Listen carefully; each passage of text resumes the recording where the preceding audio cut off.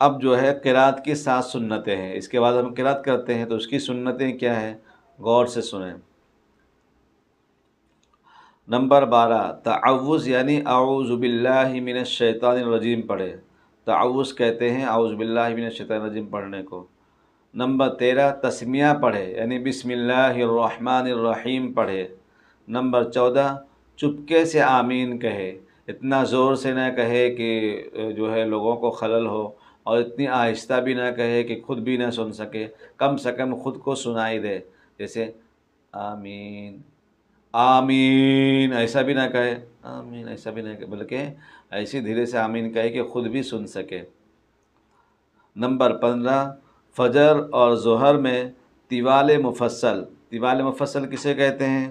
یعنی سورہ حجرات سے سورہ بروج تک، سورہ حجرات کی جو سورہ ہے سورہ بروج تک کے، یہ اس کے بیچ میں اور یہ دونوں پڑھ سکتے ہیں فجر اور ظہر میں۔ اور عصر اور عشاء میں اوساط مفصل۔ اوساط مفصل کسے کہتے ہیں؟ یعنی سورہ بروج سے سورہ لم یکن یعنی سورہ بینہ تک۔ اور مغرب میں قصار مفصل۔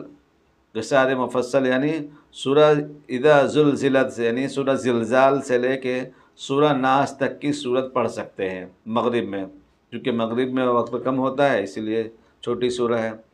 سورہ زلزال سے سورہ ناس تک کے کوئی بھی سورہ بیچ کی پڑھ سکتے ہیں۔ نمبر 16، فجر کی پہلی رکعت کو لمبا کرے، طویل کرے یعنی لمبا کرے۔ فجر کی پہلی رکعت کو تھوڑا لمبا کرے دوسری رکعت سے۔ نمبر 17، نہ زیادہ جلدی پڑھنا اور نہ زیادہ دیر ٹھہر کر، بلکہ درمیانی رفتار سے پڑھے، یعنی قرآن اتنا فاسٹ بھی نہ پڑھے کہ سمجھ میں نہ آئے، اور اتنا دھیمے بھی نہ پڑھے کہ جو ہے لمبی ہو جائے، لوگ کنٹال محسوس کرنے لگے۔ تو اس لیے درمیانی رفتار سے پڑھنا چاہیے، میڈیم انداز سے، ٹھیک ہے۔ نمبر 18، فرض کی تیسری اور چوتھی رکعت میں صرف سورہ فاتحہ پڑھے۔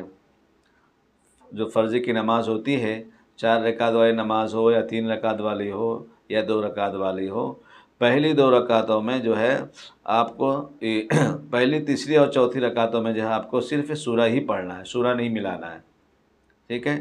سورہ فاتحہ مینس یعنی الحمدللہ رب العالمین پورا آمین تک کے، ٹھیک ہے۔ یہ ہو گئی قرات کی سنتیں۔ اب جو ہے رکوع